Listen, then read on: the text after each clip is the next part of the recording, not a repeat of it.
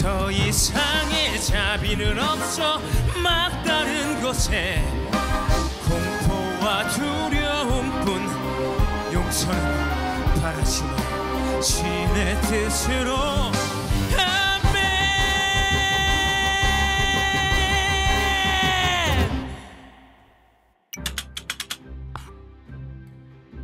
어느 시대나 시대의 아이콘이 있죠. 시대가 바뀌면은 성공을 하는 방식도 바뀌기 때문에 급변하는 사회일수록 사람들이 지금 내가 살고 있는 시대에서 성공하려면 어떻게 해야 되나에 대한 답변을 찾기 위해서 롤 모델을 찾는 것 같아요.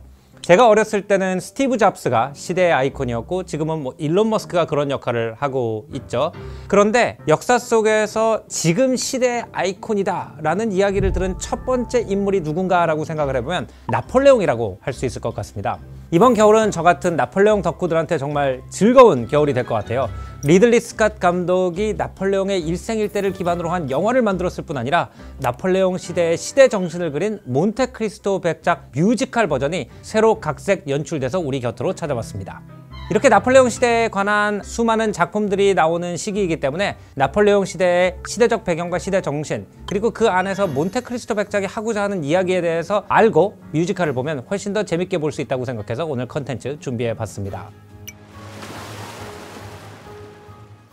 줄거리를 한번 요약해 보겠습니다. 주인공인 에드몽 덩테스는 한 프랑스 무역 상사의 선원입니다. 굉장히 유능한 선원이어서 선장이 죽으면 그 선장 자리를 물려받는다고 기정사실화되어 있어요. 근데 에드몽 덩테스가 항해를 하던 중 엄청난 폭풍을 만나게 되고 그 폭풍을 피해서 이탈리아 앞바다에 있는 엘베 섬이라는 곳으로 향하게 돼요. 에드몽 덩테스가 엘베 섬에 도착한 것은 1814년입니다. 마침 그때 나폴레옹이 엘베 섬에서 유배를 하고 있었어요. 그래서 나폴레옹과 만나게 됩니다. 많은 분들이 알고 있다시피 1814년에 나폴레옹은 러시아 원정에 실패를 하고 나폴레옹의 확장을 제재하고자 한 6개국 동맹에게 라이프치히 전투에서 패배하면서 엘베로 유배를 와 있는 상태였죠. 나중에 1815년에 엘베에서 탈출에 성공해서 다시 재개를 시도하지만 워털루 전투에 패배하면서 그의 백일 천하가 막을 내리고 세인트 헬레나 섬으로 다시 유배를 가게 된 역사는 굉장히 유명합니다.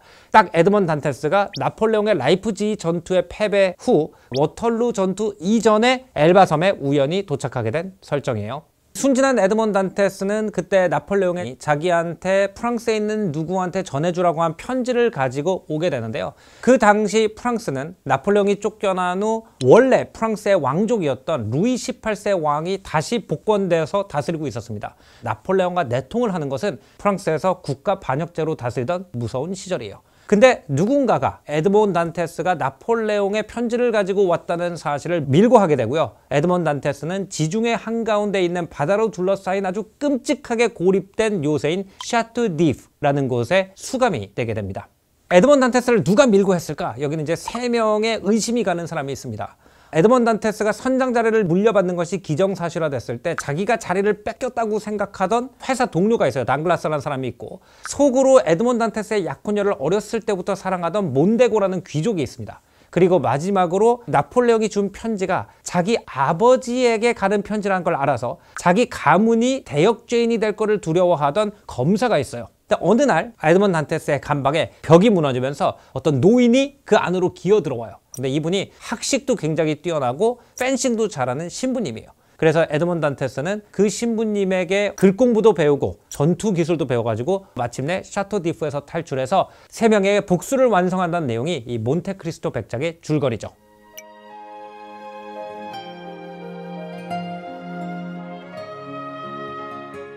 초대해 주셔서 감사합니다. 몬테크리스토라는 캐릭터를 연기를 하고 계시잖아요. 배우의 입장에서 봤을 때는 어떤 캐릭터라고 생각을 하세요? 배우의 입장에선 너무 매력적인 캐릭터죠. 인물의 생에 있어서 흑과 백의 모습을 다 연기할 수 있는, 중간에 되게 시원하고 통쾌하고 사이다 복수극이 펼쳐지고 모든 사건과 고난을 다 겪고 나서 또 마지막에는 깨우침까지 얻게 되는 되게 입체적이고 굉장히 매력적인 캐릭터입니다. 제가 이제 뮤지컬을 보면서 흥미로웠던 지점은 에드먼드 단테스가 샤토디프에서 옥중 생활을 하고 탈출을 한 다음에 몬테크리스토라는 뭐 요즘 말로 하면 부캐를 통해서 이제 복수를 하는 거잖아요. 그렇죠. 저는 이게 굉장히 연기를 하기 어렵지 않을까라고 생각을 했던 게 이규영 위에 에드먼드 단테스를 씌운 다음에 에드먼드 단테스 위에다가 또 몬테크리스토 백작을 씌워야 되는데 그러면 에드먼드 단테스를 연기할 때와 몬테크리스토를 연기할 때 어떤 식으로 다르게 연기를 하실까요? 기본적으로는 일단 이 인물이 살아온 인생 순서에 따라서 겪게 되는 과정을 감정적으로 잘 제가 이해할 수 있느냐가 중요한 것 같아요. 에드먼드 단테스가 그런 모든 사실을 알게 됐을 때 복수를 다짐하면서 사람이 살면서 받아들일 수 있는 한계의 폭을 넘어선 감정을 딱 느끼게 되니까 쉬운 말로 돌아버리는 거죠. 딱 진짜 꼭지가 돌아서 다른 인물처럼 확 변하게 되는 것이 아닌가. 그러다 보니까 배우로서 접근할 때는 최대한 간접 경험으로 나라면 어떤 감정을 느꼈을까 많이 고민해봤던 것 같아요. 아, 이 인물이 어디까지 갈 수 있겠구나 라는 저만의 인물의 로드맵을 그려놓고 그 안에서 이제 움직였던 것 같습니다.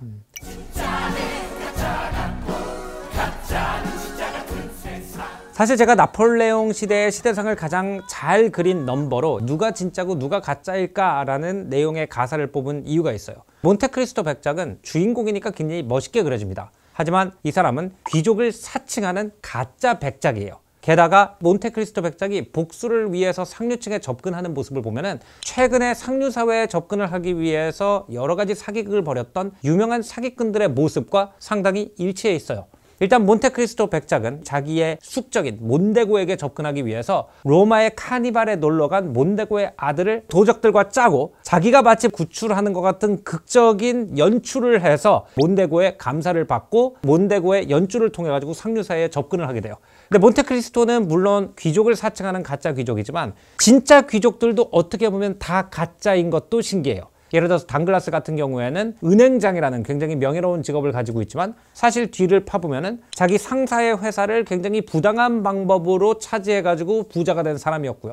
몬데고 같은 경우에는 프랑스에서 엄청난 전쟁 영웅 행세를 하고 있는데 몬데고가 공을 세운 그리스 터키 전쟁에 참전을 하게 된 계기와 정치적으로 이 전쟁을 어떻게 이용했는지가 좀 애매하기 때문에 정의로운 전쟁에서 엄청난 공을 세웠다고 하기가 조금 이상한 부분이 있는 사람으로 묘사가 되거든요. 그래서 이 나폴레옹의 시대, 즉 자기 스스로가 자기의 운명을 주도할 수 있는 시대가 어떻게 보면은 가짜와 사기가 판치는 시대이기도 하다는 것을 극적으로 보여준 것이 바로 몬테크리스토 백작이라고 생각을 합니다.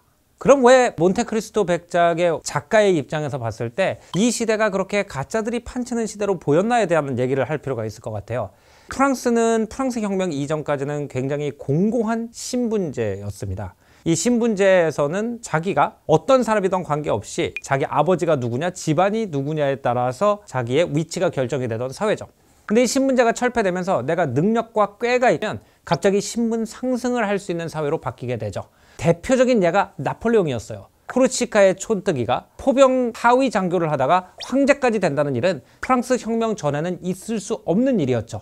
하지만 프랑스 혁명 이후에 자기의 운명을 자기가 주도적으로 운영해야 되는 시대가 되면서 나폴레옹은 많은 사람들의 영웅이 됩니다. 이렇게 나폴레옹이 성공을 하면서 옛날에 신분을 대체한 새로운 프랑스 사회의 개념이 생기기 시작합니다. 바로 메릿이라는 개념이에요. 예를 들어서 신분제가 공고하던 루이 15세 같은 경우에는 내가 사회 지도층이다라는 걸 인증해주는 하나의 인증 제도라고 할 수 있는 게 있었어요. L'Ordre de Saint-Esprit, 성령 기사회라는 게 있었습니다. 성령 기사회는 루이 15세가 인정한 프랑스 최고 귀족과 궁정에서 나라를 이끄는 사람들로 인정을 받는 사람들에게 주는 일종의 기사 자위 같은 것이었어요. 그런데 나폴레옹이 오면서 이 제도는 유지가 되는데 이름이 바뀝니다. 레종 더너, 명예 기사단이라는 이름으로 바뀌고요. 오늘날까지 프랑스에서도 레종 더너는 유지가 되고 있는데 기사 자기의 등급은 유지하되 기사 자기를 받을 수 있는 사람이 옛날에는 혈통 중심이었다면 메릿, 즉 능력과 그 능력을 통해서 사회 공헌을 한 사람 위주로 바뀌었다라고 얘기를 해요. 근데 메릿이라는 개념이 생기자마자 이게 왜곡되기 시작합니다. 왜냐하면 나폴레옹도 결국 끝에 가서는 공화정을 배정하고 자기가 황제, 독재자가 됐죠. 그리고 나폴레옹이 밀려나고 루이 18세, 그 다음에 샤를 10세, 루이 필립 이런 많은 왕실의 후예들이 권력 싸움에 휘말리기 시작하면서 실제로 이 레종 더너 같은 메리트에 기반한 신분제에 들어가는 사람들이 진짜 내공을 쌓은 사람들보다는 몬데고나 당글라스처럼 줄을 잘 서거나 어떤 권력자의 정치 야망에 도움이 된 사람들로 이 새로운 신분제가 채워지기 시작합니다. 그러면서 메리트가 있는 사람들로 이루어진 엘리트 사회, 즉 메리토크래시가 진짜 메리트가 있는 사람으로 이루어졌나 혹은 가짜들로 가득 차 있는지에 대한 많은 의문이 제기되던 시대가 알렉산더 듀마, 몬테크리스토 백작의 원작자가 활동하던 시대인 만큼 무엇이 진짜고 무엇이 가짜인가라는 노래가 몬테크리스토 백작의 정신을 가장 잘 잡아냈다고 생각해요.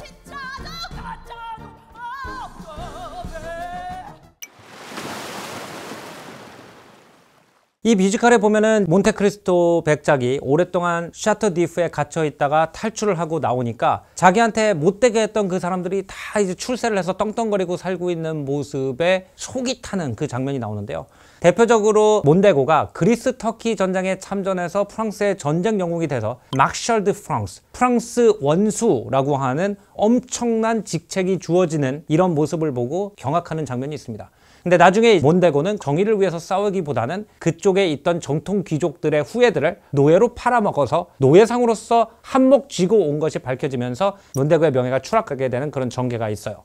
실제로 1821년에 프랑스 혁명의 자극을 받은 그리스의 민중들이 그동안 그리스를 다스리고 있던 거대한 오스만 제국에 대항해가지고 독립운동을 시작하게 됩니다. 그 독립운동을 오스만 제국이 탄압하려는 과정에서 그리스인들이 뭉치게 되고 그리스 터키 전쟁이라는 그리스 독립전쟁으로 번지게 돼요. 이런 전쟁이 일어났을 때 프랑스 혁명이 실패로 돌아가고 다시 복귀를 한 프랑스 왕정은 누구 편이었을까요?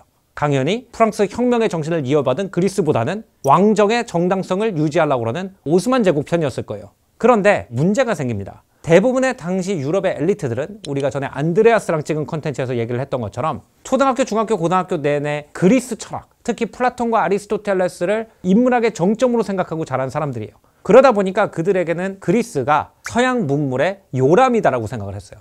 서양 문물의 요람을 이슬람교도들이 지배하는 것은 막아야 된다라고 생각한 수많은 프랑스의 젊은이들이 몬테크리스토 백작의 무대인 마르세유에서 배를 타고 자발적으로 가서 그리스의 민중과 같이 어깨를 마주하고 싸우게 됩니다. 이런 일이 계속되자 프랑스의 정부도 민중의 압박에 마지 못해 전쟁이 끝나기 1년 전에 메송 장군이라는 장군에게 15,000명의 병력을 주어서 펠로페네소스 반도에 상륙을 하고 그곳에서 항복을 받아내게 됩니다.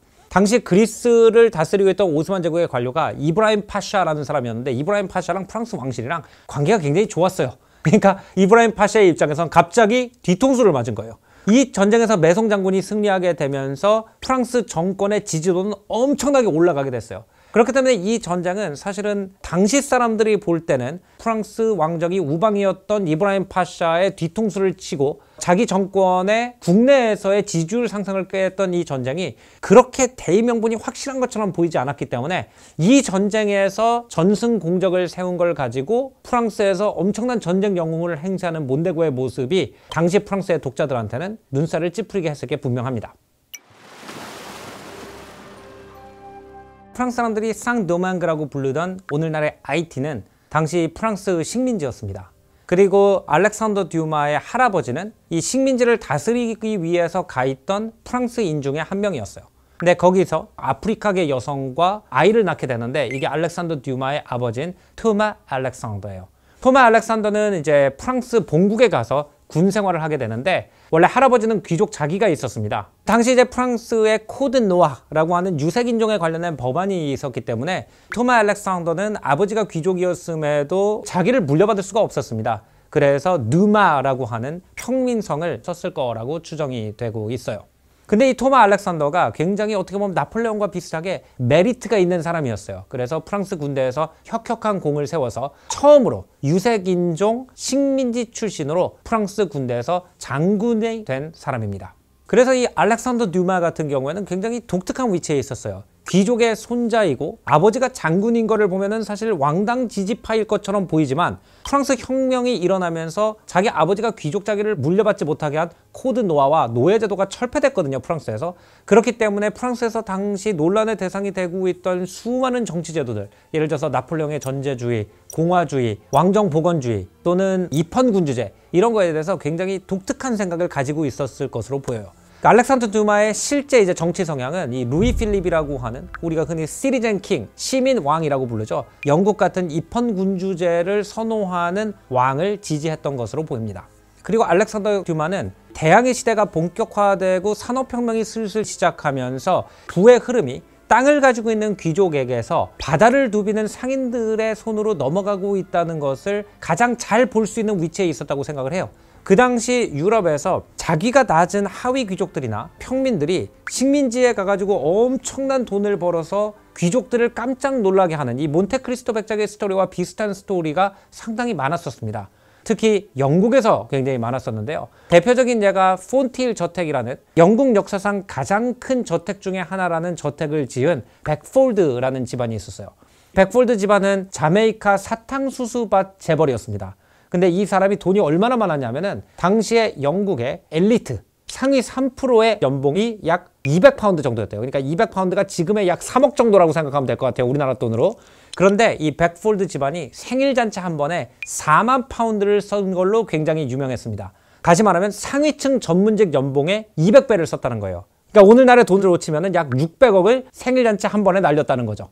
이런 것은 유럽의 전통 귀족이 절대로 따라갈 수 없는 정도의 부였고 이런 것들이 신분을 뒤엎는데 굉장히 많은 역할을 했거든요. 그래서 몬테크리스토도 어디 먼 섬에 가서 보물을 찾아가지고 왔기 때문에 자기 원래 신분을 완전히 뒤집고 자기를 핍박하는 귀족들 위에 설 수 있다는 이야기로 전개가 되는데 이런 캐릭터를 알렉산더 듀마가 상상해낼 수 있었던 것은 카리비아와 프랑스 본국 사이의 무역의 중심지였던 아이티와 마르세유를 오가는 배들을 잘 알고 있는 사람이었기 때문이라고 생각이 돼요.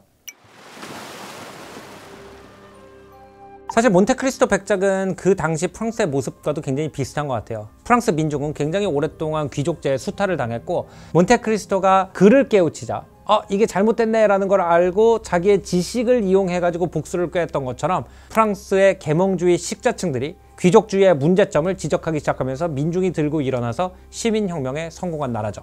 하지만 내가 복수를 할까 아니면 새 인생을 살까 고민을 하는 몬테크리스토의 모습처럼 프랑스인들도 처음에는 로베스피에르나 마라 같은 극단주의자들을 선거에서 뽑아가지고 귀족들을 단두대에서 처형하면서 복수를 만끽하는 시기가 있었습니다. 이렇게 해서 발현된 이제 프랑스의 어떤 불안정성이 계속된 혁명과 길거리에서의 싸움과 피비린내 나는 정치 숙청을 야기해왔고 그렇기 때문에 복수의 허망함을 깨닫고 결국 새 삶을 찾기 위해서 떠나는 몬테크리스토 백작의 모습이 많은 사람들의 마음을 울렸을 것이라고 생각이 됩니다. 뮤지컬에서 가장 멋있는 연기 장면이라고 생각했던 장면이 몬테크리스토 백작이 자기가 어떻게 배신을 당했는지 자초지종을 알게 되는 순간 갑자기 확 고개를 숙였다가 이렇게 일어나는 장면 아시죠? 저 깜짝 놀란 게 그걸 했을 뿐인데 갑자기 눈빛이랑 표정이 확 바뀌면서 복수의 노래를 부르는데 에드몬 단테스가 사라지고 몬테크리스토가 나타났다는 걸 그냥 관중으로서 확 느끼게 되는 그게 있거든요. 그 씬이 근데 극악무도할 것 같은 씬이지만 저는 되게 이렇게 느껴졌어요. 너무 슬픈 씬이다. 노래 제목이 너에게 선사하는 지옥송이라고 부르거든요. 재산을 다 뺏겼다. 그때까지만 해도 뭐 내가 선주님의 원래 위치를 되찾아 드려야겠다 하고 있는데 에드몬드가 사랑했던 여자느냐 했더니 결혼을 했대요. 그래 오케이 20년 지났으니 결혼했을 수 있지. 오케이 아버지는 어디 계시죠 했는데 굶어 죽었다고. 그러니까 이제 거기서부터 막 빵빵빵 오니까 그 씬에서 사실 제일 힘든 게 노래를 불러야 되는데 눈물이 너무 나는 거예요. 일단 에드몬드의 몬테가 되기 마지막 대사가 하리아 신부님 저는 이제 복수라는 악마에게 제 영혼을 팔 겁니다. 약간 탁 너무 슬픔을 주체할 수 없는 나머지 내뱉는 절규랄까? 약간 그렇더라고요. 지옥성을 좀 한 소절 들려주실 수 있을까요? 하리아 신부님, 당신 말이 틀렸기를 내 간절히 바랬는데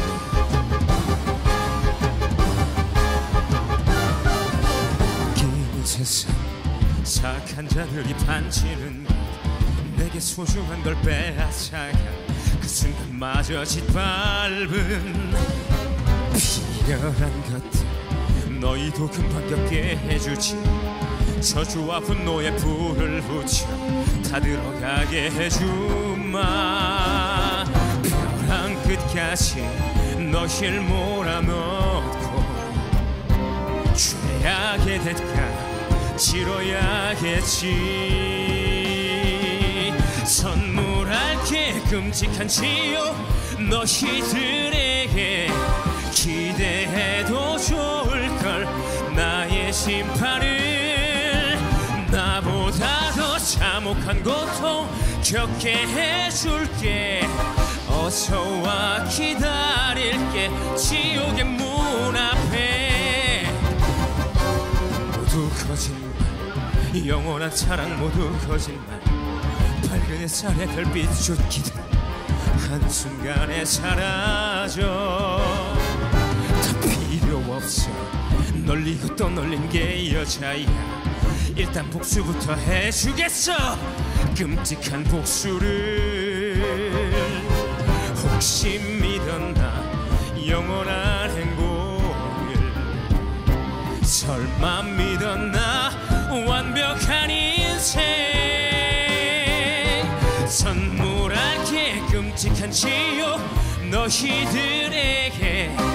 분노한 신의 뜻을 대신하겠어.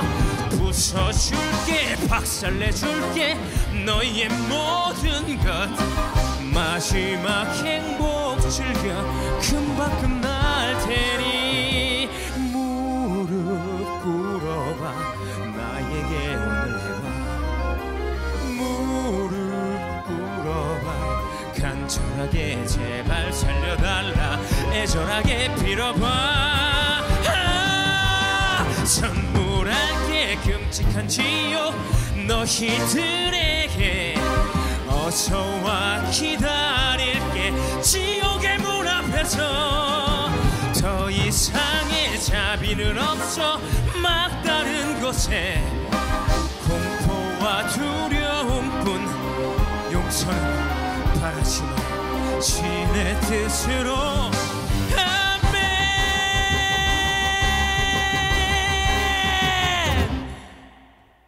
안녕하세요, 이경영입니다. 여러분, 저희 몬테크리스토 충무아트센터 대극장에서 2월 25일까지 공연하니까요, 연말연시에 사랑하는 분들과 유쾌하고 재밌고 감동적인 공연 많이 보러 와주시기 바랍니다. 여러분 많이 보러 와주세요.